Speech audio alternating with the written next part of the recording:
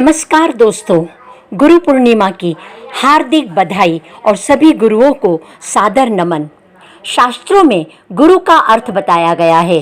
गु माने अंधकार या मूल अज्ञान और रु का अर्थ है उसको हटाने वाला या उसका निरोधक, अर्थात दो अक्षरों से मिलकर बना है गुरु शब्द। अंधकार को हटाकर प्रकाश की ओर ले जाने वाले को गुरु कहा जाता है। गुरु वह है जो अज्ञान का निराकरण करता है, अथवा गुरु वह है जो धर्म का मार्ग दिखाता है।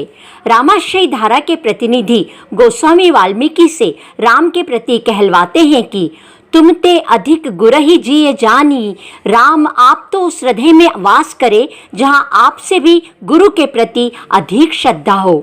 लीला रस के रसिक भी मानते हैं कि उनका दाता सद्गुरु ही है। राम कृष्ण सबसे बड़ा उन्हु तो गुरु कीन, तीन लोक के वे धनी, गुरु आज्ञा आधीन। गुरु तत्व की प्रशंसा तो सभी शास्त्रों ने की है। ईश्वर के अस्तित्व में मतभेद हो सकता है, किंतु गुरु के लिए कोई मतभेद आज तक उत्पन्न नहीं हो सका। गुरु को सभी ने माना है। गुरु ने जो नियम बताए हैं उन नियमों पर श्रद्धा से चलना उस संप्रदाय के शिष्यों का परम कर्तव्य है। गुरु का कार्य नैतिक, आध्यात्मिक, सामाजिक एवं राजनीतिक समस्याओं को हल करना भी है।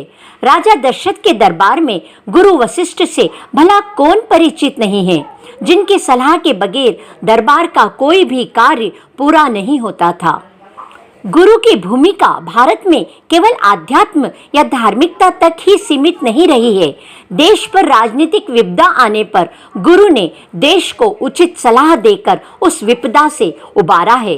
अतः सद्गुरु की ऐसी महिमा के कारण उसका व्यक्तित्व माता पिता से भी ऊपर है। गुरु तथा देवता में समानता के लिए एक श्लोक के अनुसार यस्य देवे परा भक्ति अर्था देवे तथा गुरु, अर्थात जैसी भक्ति की आवश्यकता देवता के लिए है वैसी ही गुरु के लिए भी, बल्कि सद्गुरु की कृपा से ही ईश्वर का साक्षात्कार संभव है।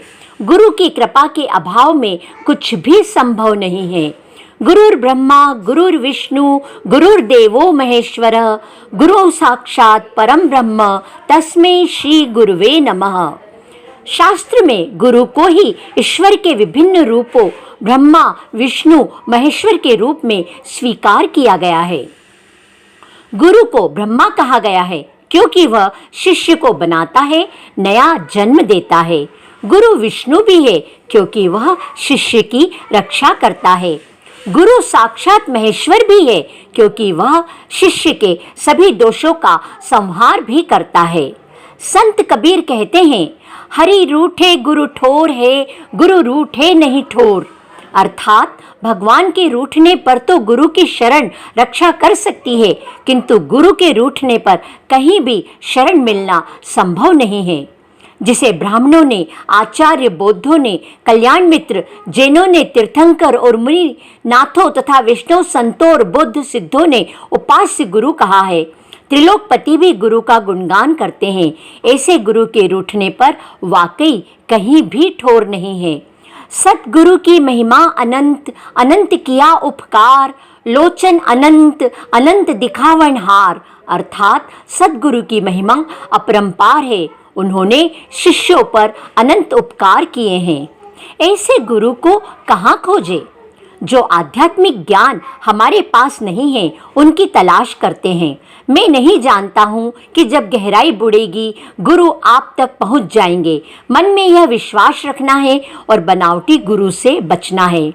आजकल समाज में एक ही दिन गुरु पूर्णिमा को गुरु की महिमा का गुणगान होता है। खुद को गुरु कहलाने के लिए बनावटी गुरु भी दिखाई देते हैं। हमें उन गुरुओं से बचना है, लेकिन कैसे पहचाने इन बनावटी गुरुओं को?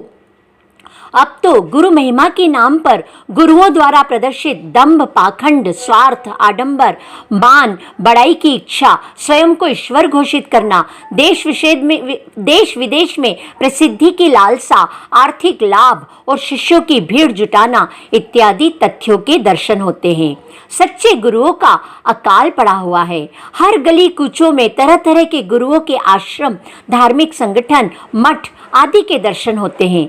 ऐसे में किसे गुरु के रूप में धारण करना चाहिए, कौन पूर्ण प्रामाणिक और सच्चा है, यह सवाल निरंतर उठता रहता है। पानी पीजे छान के, गुरु कीजे जान के। अधिकतर भोले भाले शिष्य और गुरु के बाह्य रूप में झांसे में आ जाते हैं। हमें बनावटी गुरुओं की मंशा ठगी करने की होती है, उनसे बचना चाहिए। एक आत्म जागृत गुरु उसका संतत्व वेशभूषा पर आधारित नहीं होता है और न ही चेहरे की नूरानी चमक पर, वाक्पटुता या मधुर व्याख्यान पर।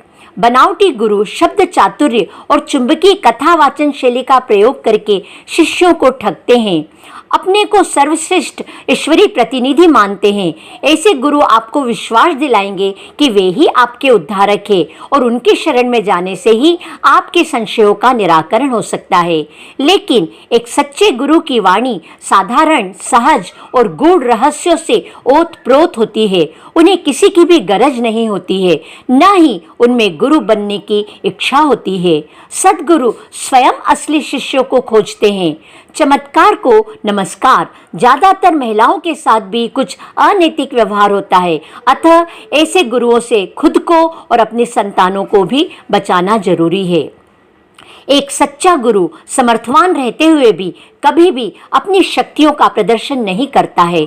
सच्चा गुरु एक जिज्ञासु को अंतर्दृष्टि प्रदान करता है और उसे आंतरिक विवेक और अनुभूतियों का अनुगमन करना सिखाता है।